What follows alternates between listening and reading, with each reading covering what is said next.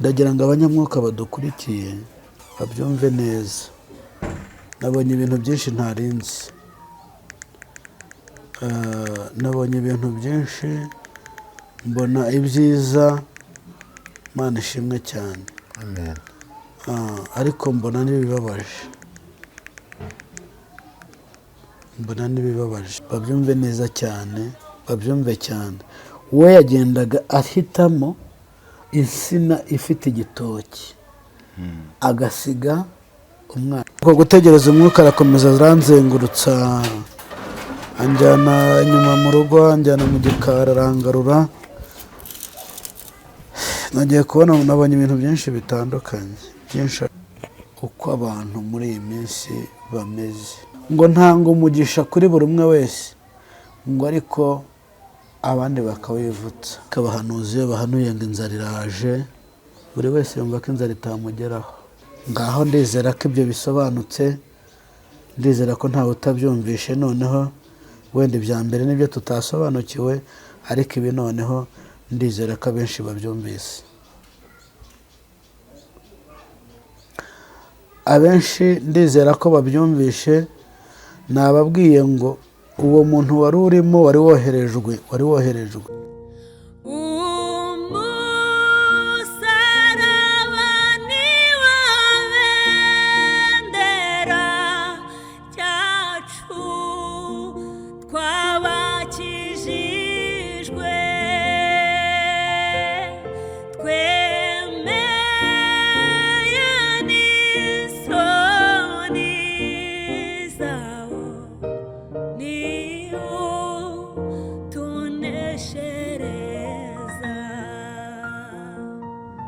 Reka mbasoze kandi mbifurize amahoro y'Imana, mbifurize umugisha w'Imana mwese mudukunda kandi mukurikira ibiganiro byose by'ivugabutumwa tunyuza kuri Zicano Umusaraba TV. Turasoje kandi tubahaye ikaze mu kiganiro cyacu cy'ivugabutumwa cy'uyu munsi. Nizere ko mumeze neza. Ushaka kudukurikira kutameze neza, reka nkubwire ngo ukomere, humura.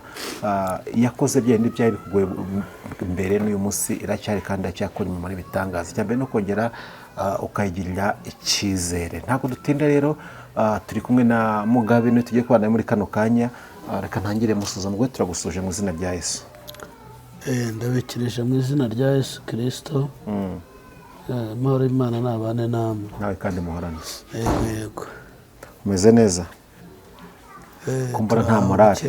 Ndabona nta morale, sinzi ikibazo ufite. Ndabona ntago byoroshye. Sinzi umuntu avuze ngo nta n'icyoroshye kibaho munsi y'ijuru. Uko biri kose nta nacyo, njye mba mbona ntacyo, byose birakomeye. Twishimiye kubana rero kuri uyu munsi. Imana ishimwe kugucira inzira ukaba ubonetse. Iyo nkubonye mbamuze ko ari ubutumwa ufite wifuza guha abantu b'Imana, Imana yawe kugira ngo ubagezeho. Ndabona udafite morale, ibyo byose bigenanye n'ibyo ugiye gutambutsa. Reka ngusabe ubanze usenga Imana, umara gusenga Imana ukomeze usuhuza abantu unatugezaho n'ubutumwa ko Imana yaguhaye. Uri Imana nziza, uri Imana ishoboye byose, uri Imana rugira rwa burundu. Kristo rero kuri uyu munsi turagushimye, turaguhimbaje ko twongera iminsi yo kubaho. Hari benshi bagera ko twe turacyariho, izina ryawe rihabwe icyubahiro. Natwe muri aka kanya rero tugire neza, tukugiraho umugisha, kandi ikiruta byose ukomeze kutwambika imbaraga. Rinda abarwayi, rinda igihugu cyacu cyose muri rusange, abanyarwanda ubarinde, n'abari hanze ubahagarareho. Utugire neza, tukugiraho umugisha. Turasenzera ngo urokere kubana natwe, utugire neza muri iki kiganiro, kandi gikore benshi ku mitima. Abatabasha kwisobanurira ubasobanurire. Ngaho urokera kubana natwe, turasenze kandi turizeye ko bikoze, ni mu izina ryawe. Amen. Tubyambaje twizeye. Amen. Amen. Ni karibu usuzana nangiza utugezeho message. Ndabasuhuje mu izina rya Yesu Kristo. Amahoro y'Imana nabane namwe. Kandi ndabakunda, niyo mpamvu mbanje kubagezaho ubutumwa bwiza. Tugiye gufatanya rero muririmbyi wa 21 mu Gakiza tumuririmba mu izina rya Yesu, turirimba iyo ndirimbo. Imana y'amahoro iduhane umugisha. Nimuze turebe imbere, dutegereze igitondo, twiringire Imana yacu, ntizakora izirukana Satani. Iyo Mana izategeka isi yose, tuzanesha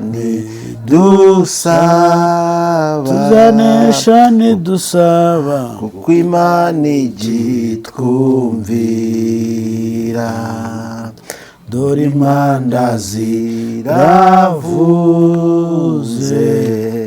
muze twese dukanguke, kuko Imana yacu ishaka yuko twese tubabera. Buri muntu mw'itorero aba uwejejwe muri ryo, nshuti reka kwiganyira, urahabwa imbaraga. Nshuti reka kwiganyira, urahabwa imbaraga nshya. Muririmbire Uhoraho Yesu wacu, Yesu ari hamwe natwe. Ubu tuneshe ibigerageza, kubw'imbaraga za Yesu. Nimuze tumukorere, Mwami tumuhe ubutunzi bwacu, ntiducogore gusenga kugeza ubwo Yesu aza. Ntiducogore gusenga kugeza ubwo Yesu azaza. Muririmbire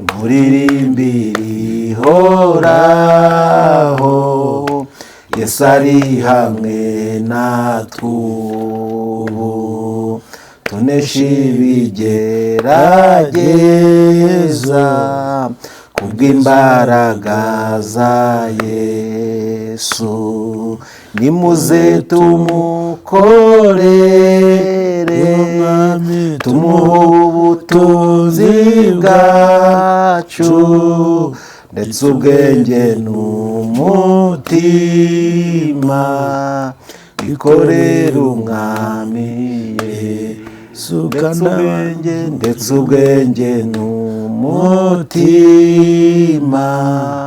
bikorere Umwami Yesu. Kandi abantu benshi cyane, nabo ngabo ntibazinzira y'ijuru, babohewe mu maboko ya wa mugome Satani.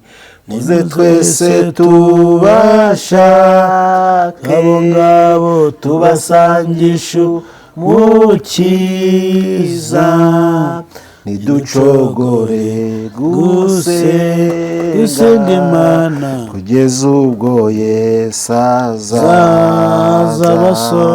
Ntiducogore gusenga kugeza ubwo Yesu azaza. Abakobwa ntiducogore gusenga kugeza ubwo Yesu azaza. Ababyeyi ntiducogore gusenga kugeza ubwo Yesu azaza.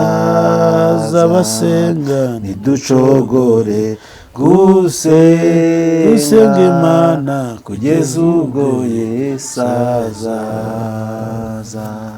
amena.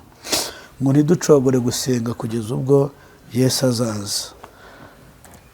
Mana tugirire neza. Ngo ntiducogore gusenga kugeza ubwo Yesu azaza. Amena. Amen.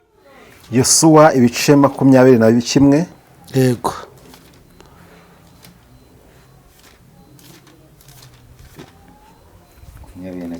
kuva ku murongo wakangahe?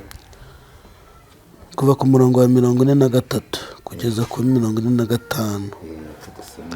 Ngo uko niko Uwiteka yagize ate?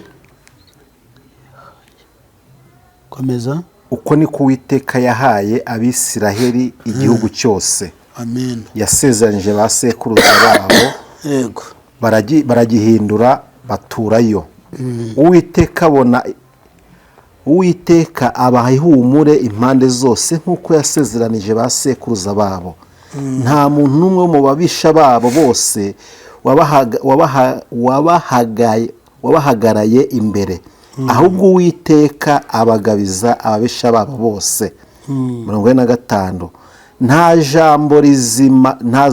jambo ryiza na rimwe muyo Uwiteka yasezeranije ubwoko bw'Abisiraheli ryakutse, ahubwo byose byarasohoye. Amen. Mwakira ijambo ry'Imana. Dushimiye Imana. Iri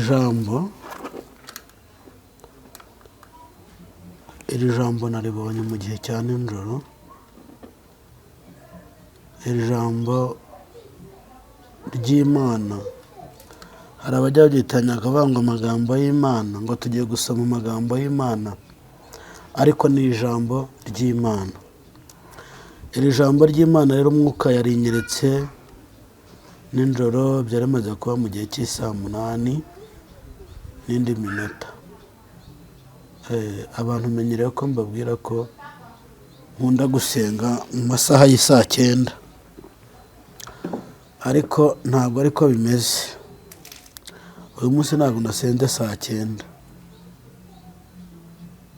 ntabwo saa 9 z'ijoro nigeze nsenga, ahubwo Imana yanzengurukije ahantu henshi mu gicuku cya nijoro, imaze kumpira ijambo. Niyo mpamvu ndihereyeho, kuko ni naryo ryabanje kuza. Ntabwo rero dutinda, ni message n'ubundi ngiye kubagezaho. Nabonye cyangwa urugendo nakoze, ariko byose byabanjirijwe n'iri jambo. Byari mu gihe cy'isaa 8 zishyira saa 9. Ntabwo nasenze, ahubwo najyanywe ahantu henshi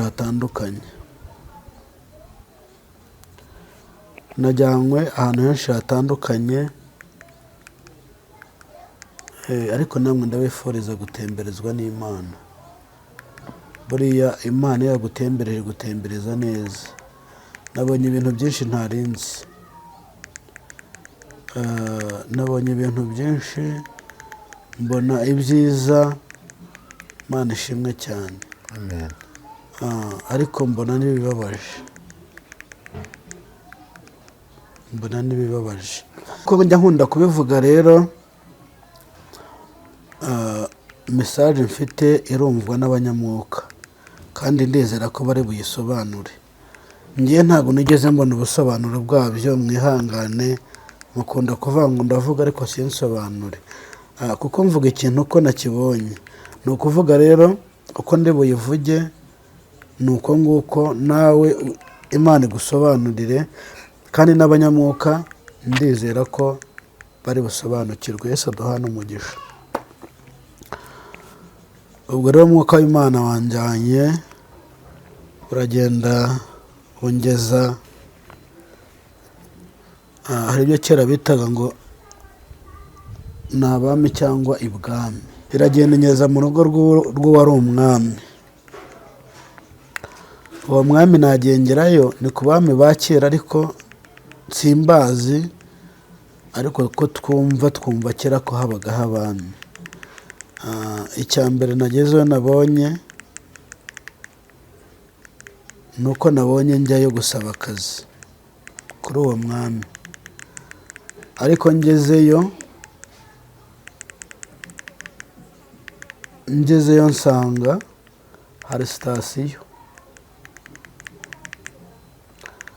sitasiyo buriya harya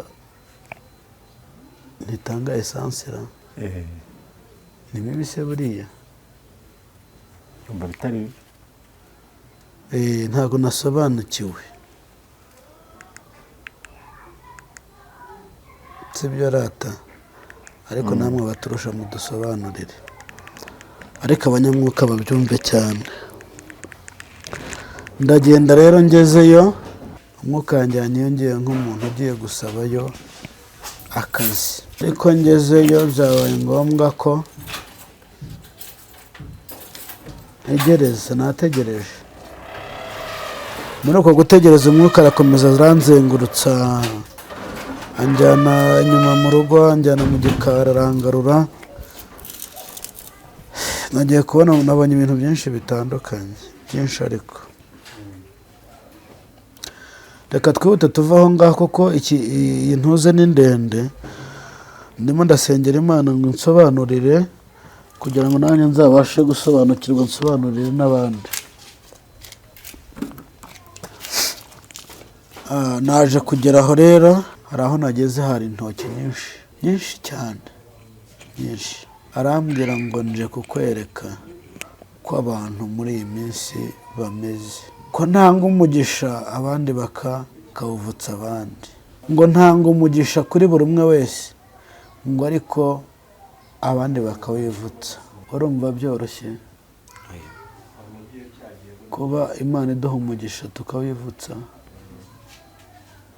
Kuba Imana itanga umugisha ngo twese tubone umugisha ariko twese ntituwubone, bitewe n'abantu. Imana njyana ahantu henshi hatandukanye, iragenda ingeza ahantu mu nsina nyinshi, nsangamo n'abantu benshi. Hari harimo umuntu umwe w'umugabo wari wambaye bote. Uwo mugabo yagendaga atema insina,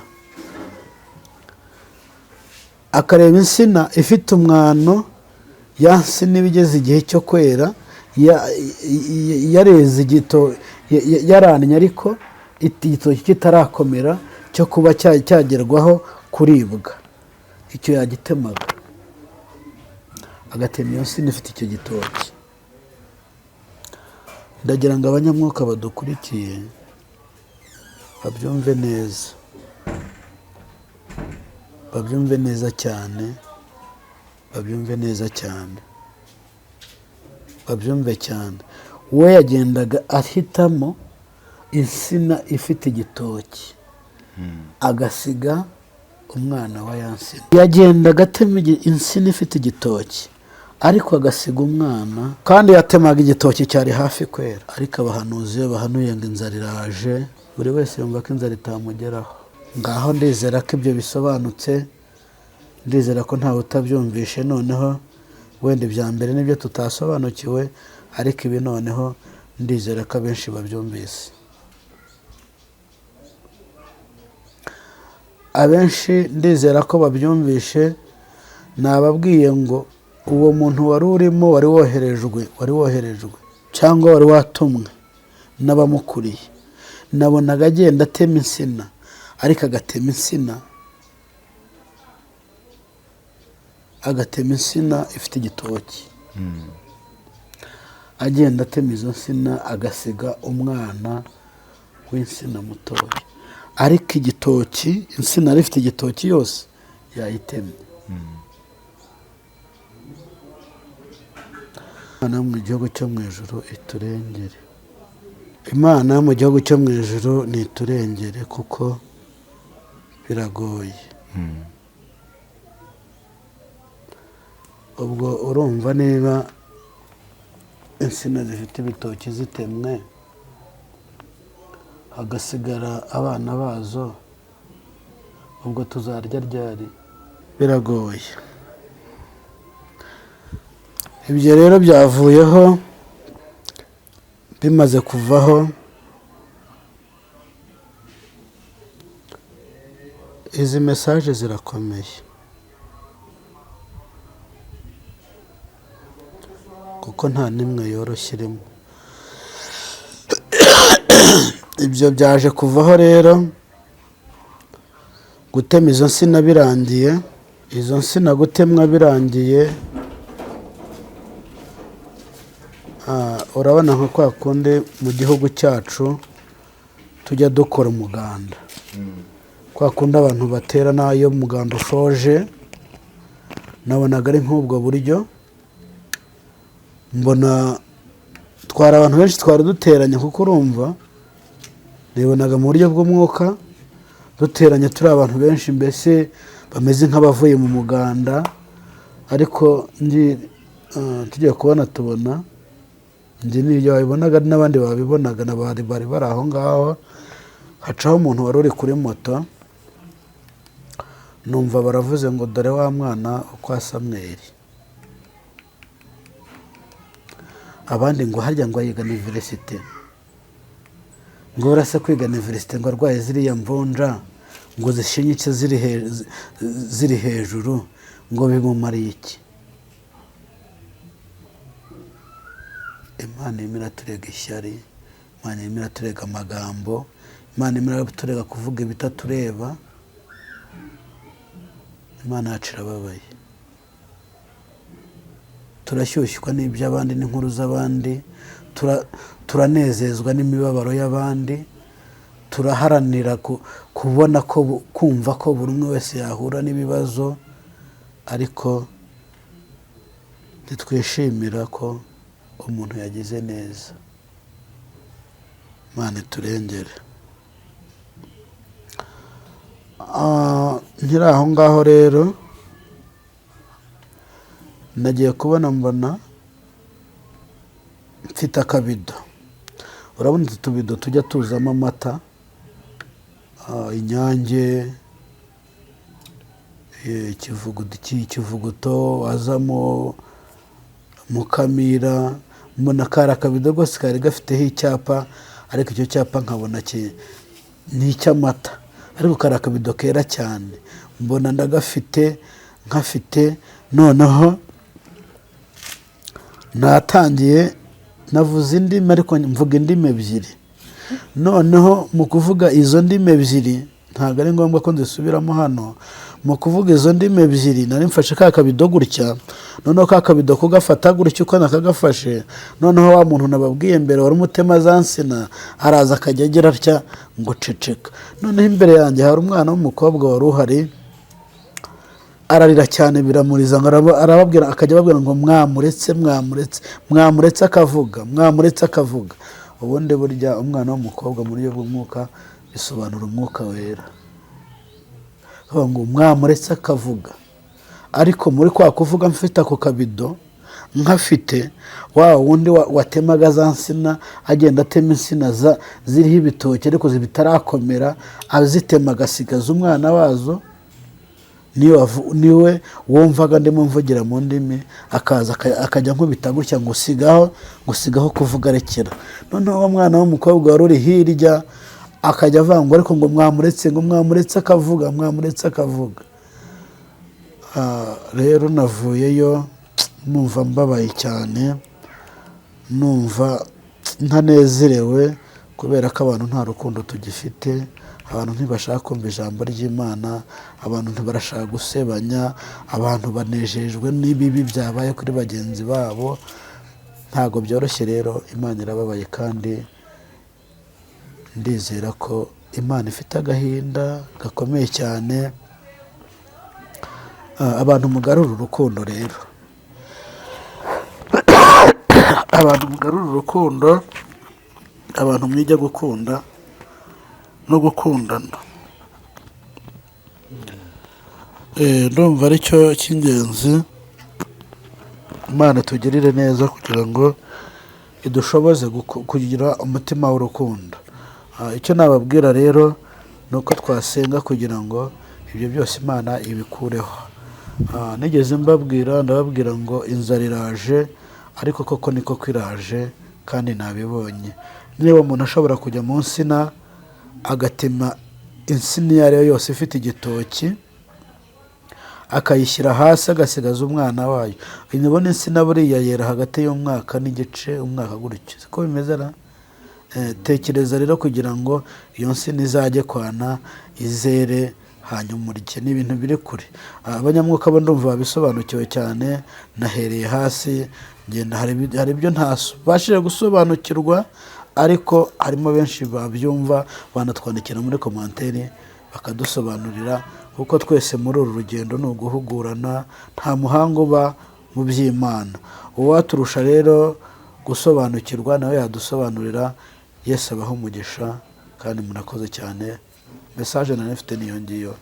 Imana ibagirire neza. Hari aho tusoje tubwira yuko wabuze indimi ebyiri ni kugenda asa ufite akabido k'amata, hari ugenda kugira ngo ceceka.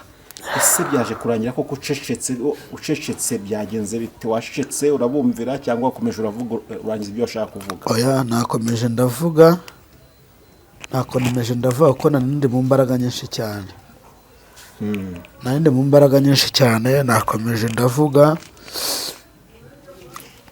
ariko nahavuye numva naniwe cyane, bitewe n'ibintu nabonaga abantu batagifite umutima w'urukundo, badafite, ahubwo icyo bafite ari amagambo yo gusebya gusa ku bantu.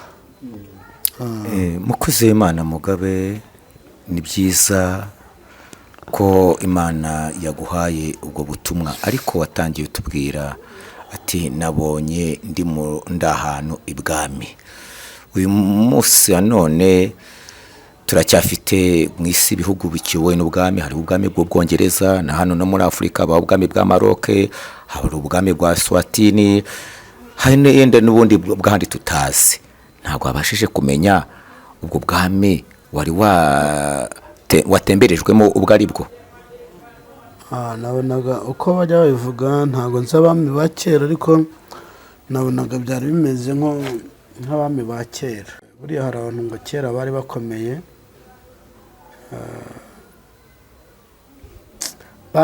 ariko kuko wagera n'aho batuye ukabona ko bakomeye. Ni nk'aho hantu rero nabonaga narindi. Ariko ntabwo wasobanukiwe igihugu icyo ari cyo wari uri, kuko hari n'ubwami, hari Burundi habaga Mwambutsa, Uganda habaga Kabaka, hari n'ahandi. Ntabwo wabashe kumenya aho narindi ndahazi, ntabwo ari ngombwa kuhavugira kuri kamera. Ndahazi. Erega buriya tubona byinshi, nk'abanyamwuka tubona byinshi, ariko nanone wongeye kuvuga uti nabonye umuntu waje yoherejwe mbese n'abamukuriye, agera mu rutoki, areba igitoki, insina ifite igitoki yose akayikata. Ese ibyo bitoki byagiye hehe, byavuyeho? Ni ukuvuga ngo sinzi niba warigeze ugira urutoki cyangwa se ukaba warabyirutse ubona ahantu hari urutoki. Aho hantu rero buriya insina iyo uyitemye cyangwa umuyaga uyigushije, hariho umwana w'igitoki, igitoki kitarakomera, n'ubundi ntiwakijyana, ubirekera aho hasi. Iyo ari umuyaga wabigushije ubirekera hasi. Ubundi kera tukigira inka wasangaga bafata bya bitoki bakabishyira inka. Ariko nabonye ko batemaga nyine insina yagwaga ikaguma aho ngaho. Nubwo buryo rero nabibonye, kuko ntawe ari kukijyana, kuko igitoki teze se wakijyana ukagiteka ute? Ntacyo wakimaza. Hanyuma se urebye umaze kubona iryo yerekwa mukozi w'Imana, watubwiye ati uwo muntu waje atema urwo rutoki yaruhoraga iki?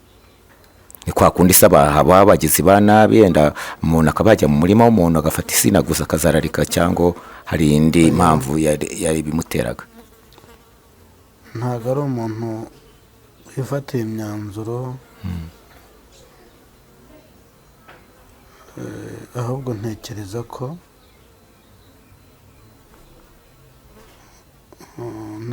ko yari yatumwe.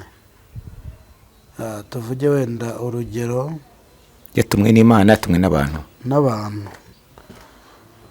yari yatumwe n'abantu, kuko ntabwo Imana ituma ngo itume kujya kwangiza ibintu by'abandi.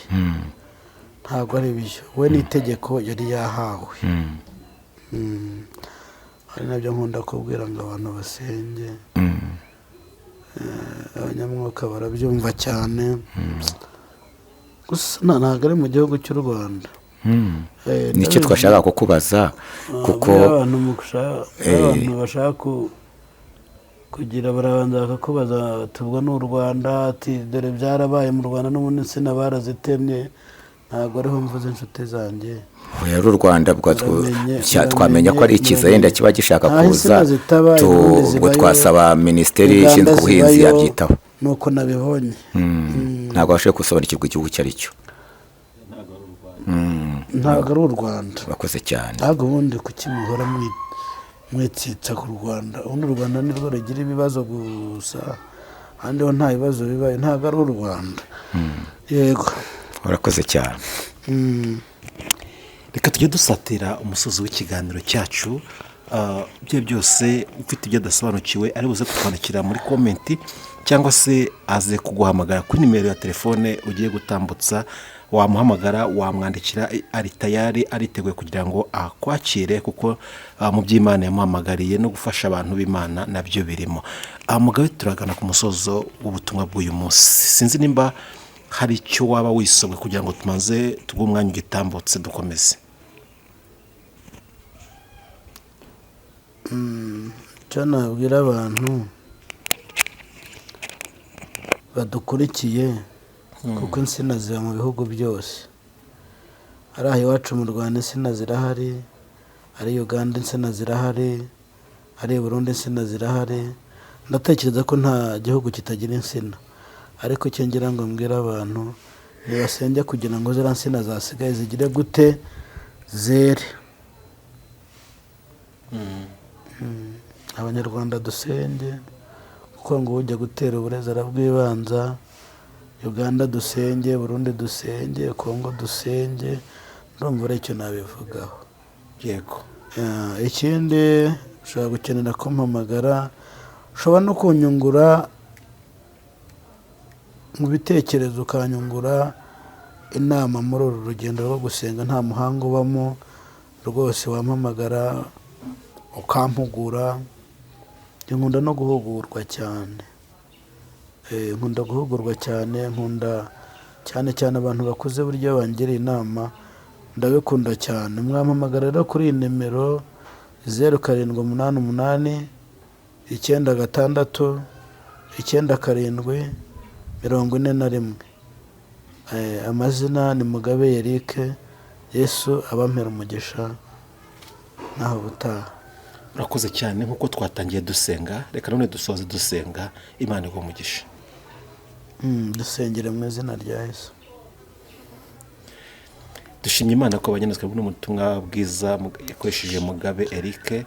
Imana y'amahoro tuyishimye muri kano kanya. Reka dusabe umuntu wese rero wumva buno butumwa kugira ngo abashe kumva no gusobanukirwa ikimwuka ashatse kubwira amatorero mu gihe nk'iki ngiki. Shyigikira umukozi wawe rero, kandi umukomereze amaboko, umurinde gutentebuka, mu izina rya Yesu Kristo. Amen.